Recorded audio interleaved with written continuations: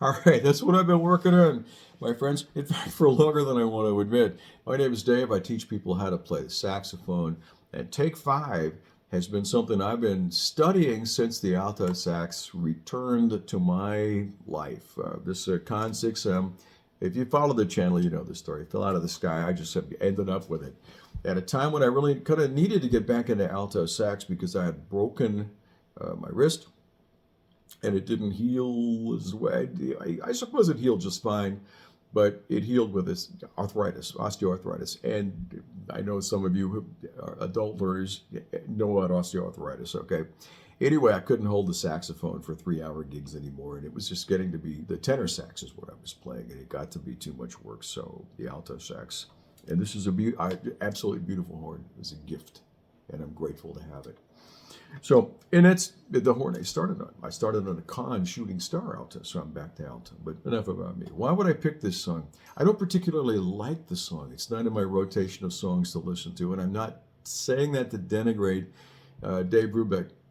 Much respect for Dave Brubeck. Much respect for Paul Desmond. Stellar instrumentalists and writers in our lifetime. Grateful to have them to study. But again, like I said, it's not in heavy rotation here in the Dave Good house, but it is a song that, in my opinion, is a rite of passage song if you're playing the alto sax, okay? I mean, all the fingers point to Charlie Parker. You got that, all right? But Take Five has got some things in it that teach you a lot about the saxophone, all right? It's in an odd meter. It's in 5, which is an odd meter. Hooking up with a piano player when you're trying to play this live it can be a bit of a challenge, depending, of course, on the piano player. But you're coming in on a 1, 2, 2, da, ba, boo, da, boo, da, ba, ba. The ba, ba, 1, 2, 3, 4, 5. You come in on the 4 and the 5 with ba, ba, da, ba, da, ba, da. And that can be a little bit off-putting if you basically playing in 4 most of your time, or in 3, or 6, as the case may be.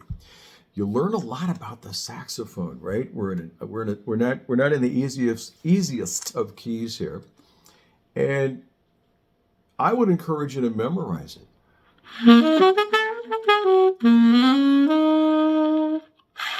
I would encourage all of you to memorize it, even if you got the real book version and you're studying that.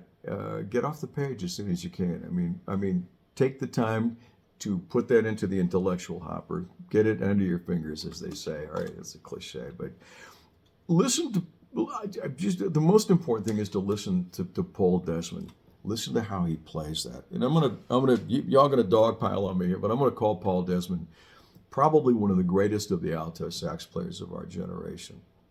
I'm also a big Art Pepper fan, Lee Konitz, so that tells you where I'm going. All right, J Mac, love all those guys, right?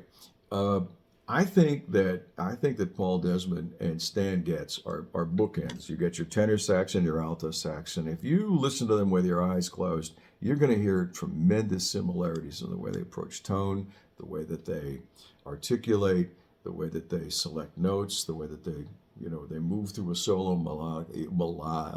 melodically, right? You're gonna hear a lot of similarity between the two of them. And again, I'm gonna. Feel free to dogpile on this too, but I think Stan Getz is probably the greatest tenor sax player of our generation. There, I said it.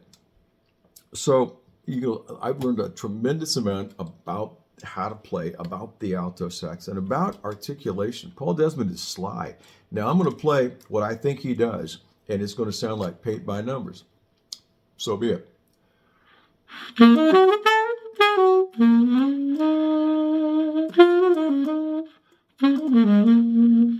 He gets really quiet during that passage, and you can hear the keys closing on the recording.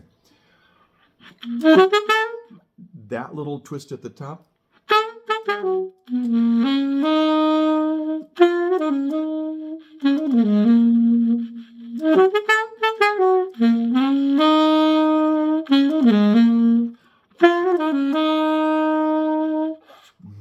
Man, you know, giants walked before us and they solved these problems. So why not?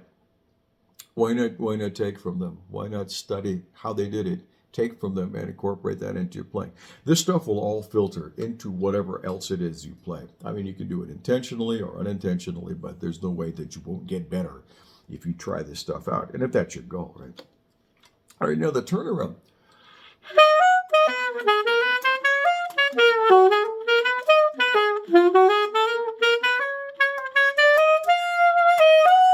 E flat. I always am a little bit out of tune, and I didn't know that on the top E flat.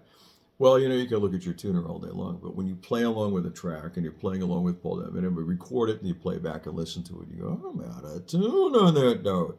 So you have to work on that a little bit, right? Learning about the saxophone by learning a song and playing along with a master.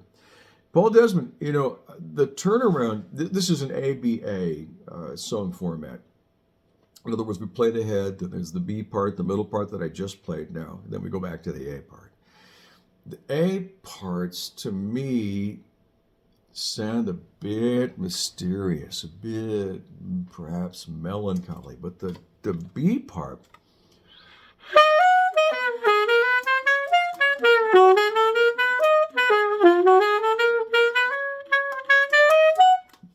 this to me is carefree. This kind of wonderful vibe of this carefree, you know, just joyful vibe.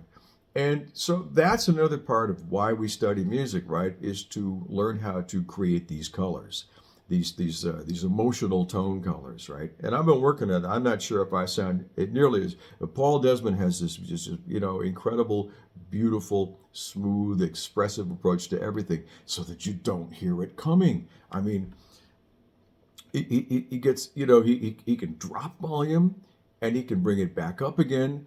But when I do it, it sounds very mechanical. When he does it, it just seems to flow out of the horn, and there you are, right? So anyway, we'd love to know what you're working on. Hit it in the comments below. We'll get right back to you, all right? I would love to talk about what you're, because we learn from you as well. That's how this YouTube thing works. It's back and forth. It's like playing ping pong. I talk, but I'd love it when you talk back and put things in the comments. So what you're working on and why, and what are you learning out of it, okay? If you decide to take this challenge on and work on some Paul Desmond, he authored a number of incredible songs. To take five, though, is the one that jumps out as the most. It's a drum solo. Very long. 87 bars of drum solo. You ought to read about his relationship to Joe Morello, the drummer. Anyway, it's all I got. Thank you for being here. If you have any questions, my email will be in the description below. And again, we welcome your comments. Love to know what you're working on. All right, take care. Play your horn. Have fun. Be kind to each other. Yeah. And I'll see you here again next time.